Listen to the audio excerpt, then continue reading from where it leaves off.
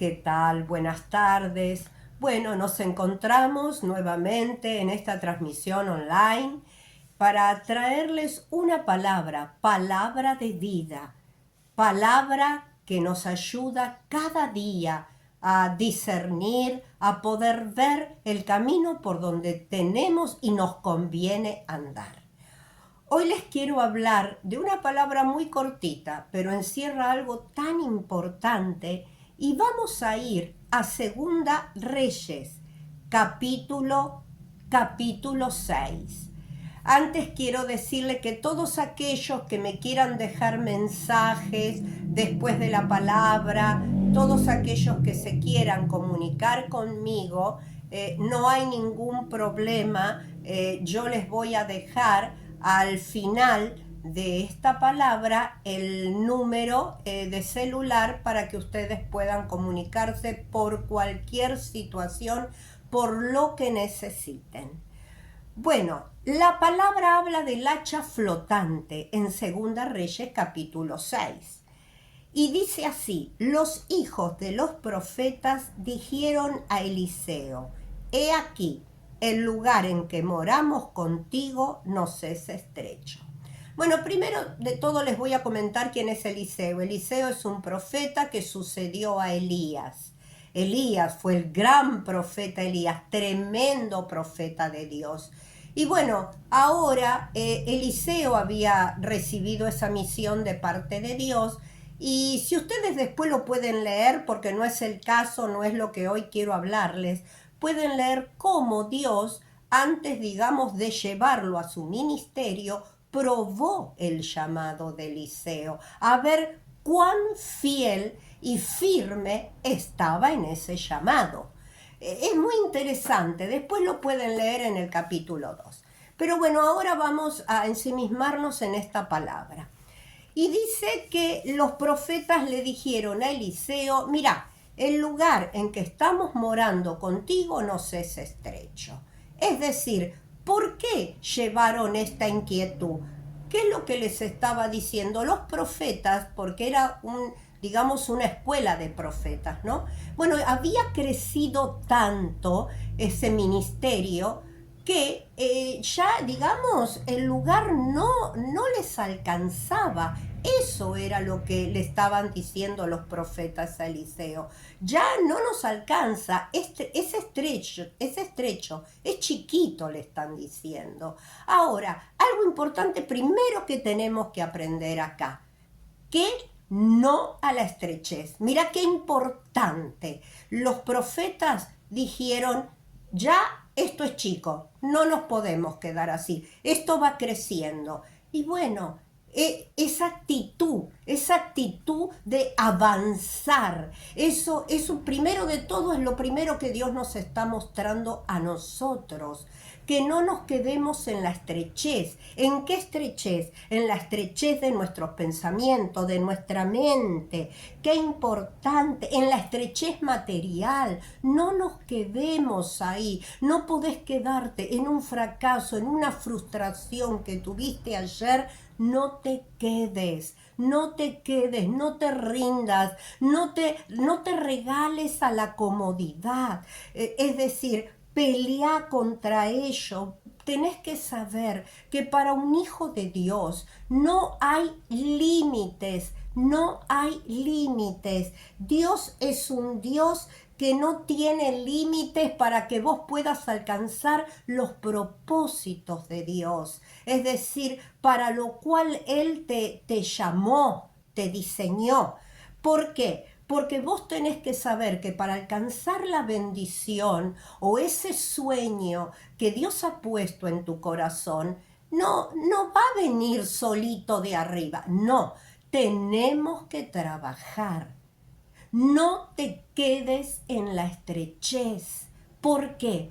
Porque la estrechez te aprisiona, te oprime, te ahoga, te paraliza. La estrechez no te deja avanzar, no te deja crecer.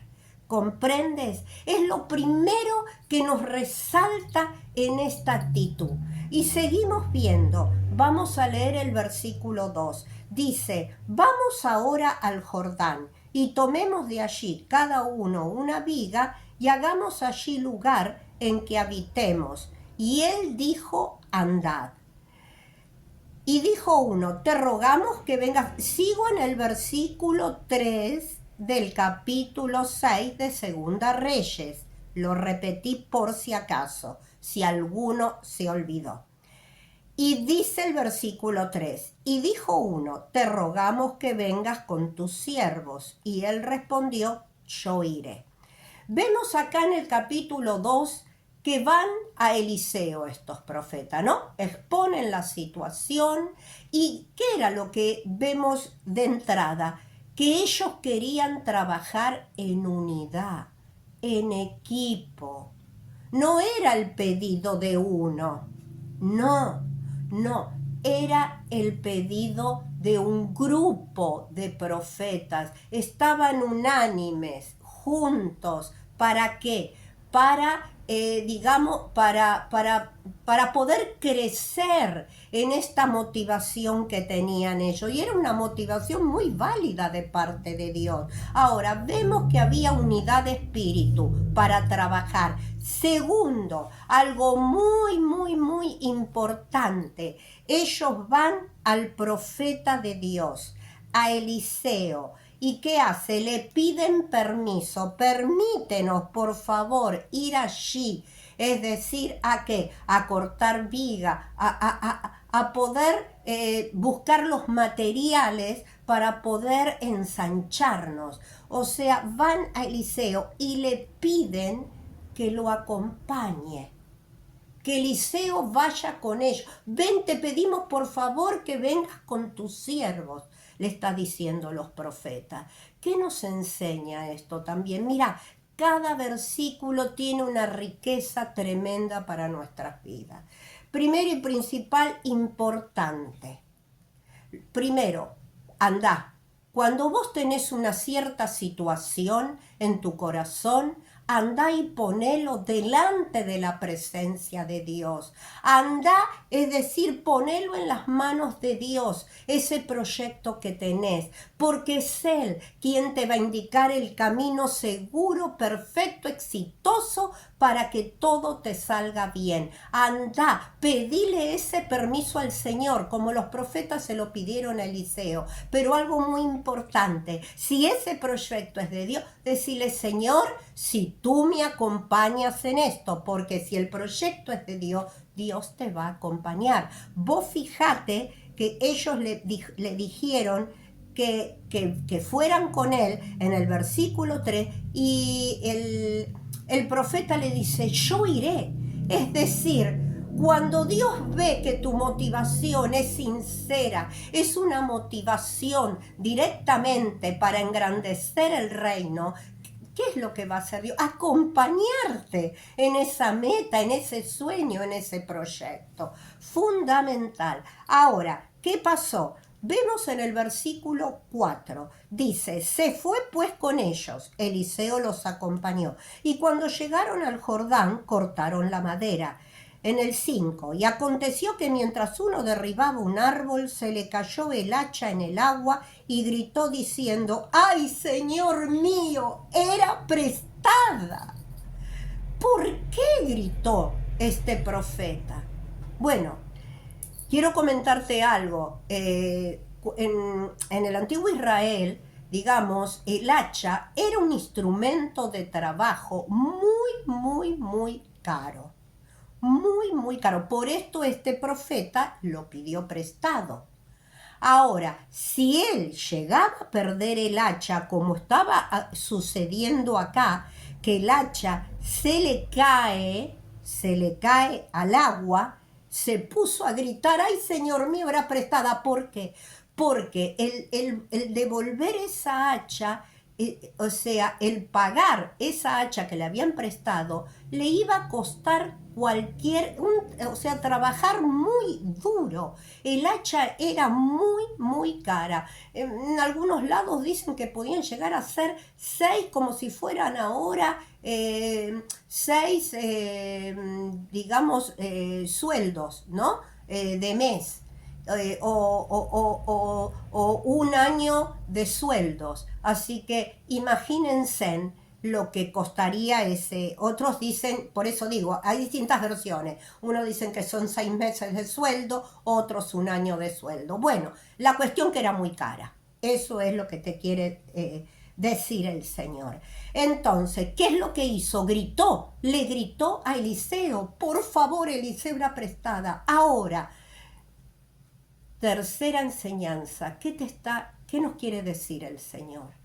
Cuando vos te encontrás en una situación difícil, o sea, de desesperanza, ¿a quién le gritas? ¿A quién le pedís ayuda? ¿Le gritás a quién? ¿A tu familia? ¿A tu hijo, a tu esposa, a tu esposo? No sé. ¿A quién le gritas? ¿Quién te puede solucionar el problema, la situación? Primero de todo, anda a los pies de la cruz, anda a los pies de Jesús. Es el único que te puede solucionar el problema. El único que te va a ayudar a rescatarte. Te va a rescatar de esa situación. ¿Comprendes lo que te digo?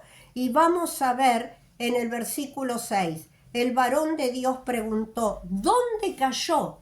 ¿Qué hizo inmediatamente Eliseo? Inmediatamente Eliseo, ahí es lo importante, se ocupa de la situación, se ocupa de la necesidad de este profeta. Qué bueno, ¿no? Un buen siervo, un buen líder, ¿qué es lo que hace? Se ocupa de la necesidad de su prójimo, de aquel que está en desesperación, que está en una necesidad apremiante. Se ocupa. Eso es lo que tiene que hacer un buen siervo.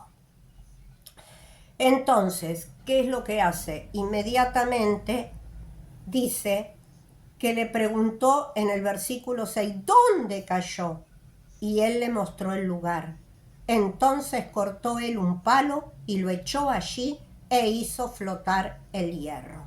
Y dijo, tómalo, y él extendió la mano y lo tomó.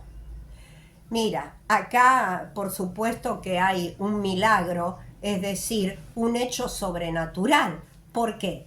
Porque el hierro, es el hacha, el hierro jamás va a flotar, no flota. Por ley de gravedad, el hierro se hunde.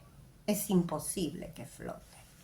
Ahora, vemos que ante la necesidad, cuando este profeta acude a Eliseo, Eliseo, movido a consideración, a compasión, ¿qué es lo que hace? Dice que toma un palo, es decir, un palo de madera, seguramente de algún árbol, así nomás, y ¿qué hace? Lo echa al agua y hace que el hierro flote, que el hacha flote. Y ahí le dice, tómalo, y le rescata el hacha, ¿no? Al profeta. Qué importante cuando nosotros nos encontramos mal, saber que podemos acudir a Él, que podemos acudir al único que nos va a escuchar. Vos fijate si Eliseo no prestaba atención a la necesidad de este profeta, el disgusto que le hubiese ocasionado, primero y principal, o sea, el disgusto de haberla perdido, después el gasto que le ocasionaba, porque te dije que era muy, muy caro, y tercero, no hubiese podido seguir trabajando. ¿Comprendes? Ahora, ¿qué es lo que te quiero decir? ¿Qué es lo que Dios quiere? Yo no, ¿qué es lo que Dios quiere decirte a través de esta palabra? Que hay muchas personas que están estancadas, que han perdido el hacha. ¿Qué te quiero decir? ¿En dónde te quedaste realmente en dónde te hundiste, en dónde quedó atrapada tu vida que no pudiste seguir avanzando. ¿Qué es perder el hacha? El hacha es encontrar la punta del ovillo, empezar por ahí, ir. ¿A dónde se perdieron tus sueños? ¿A dónde perdiste la visión? ¿A dónde te quedaste paralizada? ¿A dónde quedaste por ese fracaso, por esa frustración? O a veces no son esos, a veces son heridas muy fuertes del pasado, son situaciones por ahí familiares, abusos emocionales, no lo sé, problemas, sí, problemas, no sé, que hayas tenido en tu adolescencia, en tu juventud, o no sé, o maldiciones generacionales. ¿A dónde perdiste el hacha? ¿A dónde perdiste el ser productivo? Porque Dios te quiere llevar ahí. O sea, tenés que saber que Dios tiene el poder de hacer flotar tu vida nuevamente y que vos vuelvas a brillar. Recobra el hacha como lo recobró ese profeta, recobra tu vida, volvé a brillar, volvé a caminar, tenés que avanzar, tenés que seguir caminando, tenés que seguir creciendo, no te estanques, no es de Dios, no, el estancamiento, la comodidad, el temor nos agobia. Hoy el Señor te dice, entrégame todo. Pero antes de eso, tenés que ir al lugar donde se te perdió el hacha. Anda a recuperar esa hacha. Anda, aunque te duela, porque tal vez vas a llegar al lugar, al momento de la situación donde fuiste marcada, donde fuiste herida y todavía estás sangrando de esa herida porque no pudiste sanarte, no pudiste salir de ahí. Y Dios hoy te dice, saca todo lo que tenés adentro, no lo dejes ahí. Yo te quiero liberar, yo te quiero sanar. ¿Por qué? Porque una vez que yo te sane, te restaure, volverá la paz a tu vida, volverás a tener paz interior y eso te llevará a que trabajes con esperanza, a ver la gloria de Dios, a ver la gloria de Dios con un futuro exitoso y esplendoroso en tu vida. Pero es importante, anda al lugar donde perdiste el hacha. Pero ¿sabes una cosa? Esto a veces no lo vas a lograr sola. Puede ser que sí, como puede ser que no. Que necesites la ayuda de alguien, que necesites la ayuda de un líder capacitado, es decir, con una unción de Dios para que te ayude. Tienes que hacer sanidad interior. Mira, cuando llegamos a la iglesia, es decir, nos han enseñado por un versículo, la palabra de Dios, que dice que cuando nos entregamos a Él, las cosas viejas pasaron, y aquí todas son hechas nuevas. Bárbaro, es verdad, es así. Ahora, ¿dónde las cosas son hechas nuevas? En el Espíritu.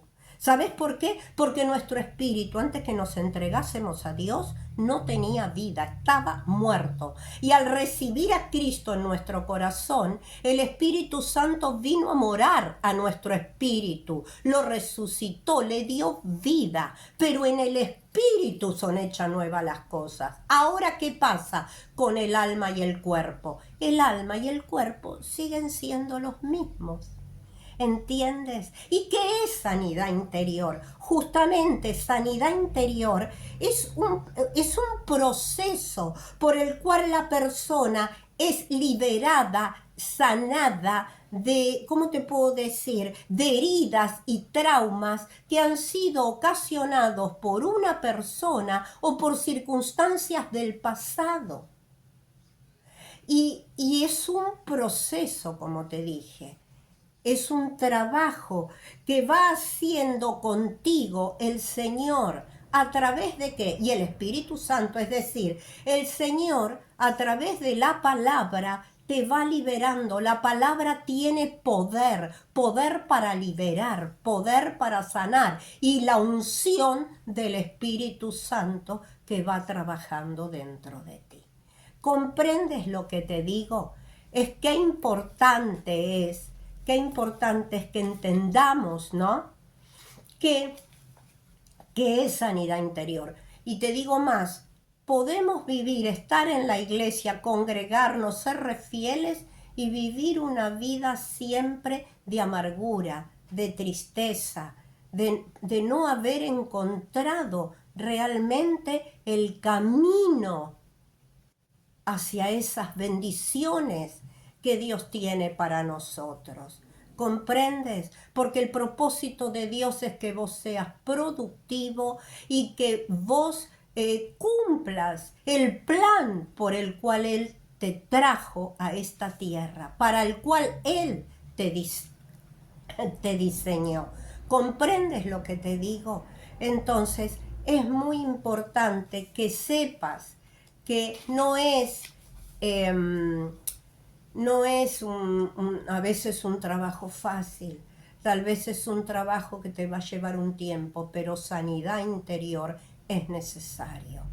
Es necesario.